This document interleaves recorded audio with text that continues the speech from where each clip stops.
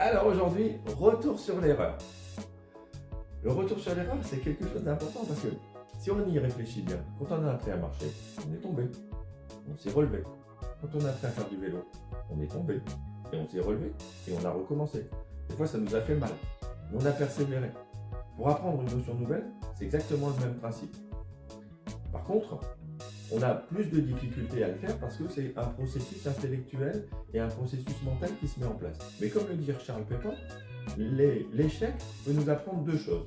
La première chose, c'est que on a fait une erreur, on peut modifier sa stratégie et puis on peut recommencer. La deuxième possibilité, c'est de se dire j'ai fait une erreur et finalement je me rends compte que ça ne correspond pas à mes capacités, mes compétences et mes envies. Donc je choisis une autre orientation. Il ne faut pas oublier une chose, c'est que dans l'erreur, on apprend des choses, mais on sait aussi faire des choses naturellement. Et il est important aussi de se concentrer sur ce qu'on fait bien, de regarder comment on le fait et comment on peut transférer ça à un domaine où on a plus de difficultés.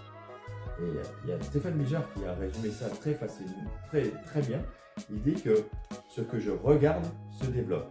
Donc si je regarde ce qui marche bien, j'ai des chances de le développer. Si je regarde ce qui ne marche pas, par contre ça c'est prouvé, je développe ce qui ne marche pas. Et si vous voulez en savoir plus, je vous invite à vous inscrire à la masterclass qui aura lieu ce vendredi de 17h30 à 18h30 en visio. Vous trouverez le lien dans les commentaires ci-dessous. À demain!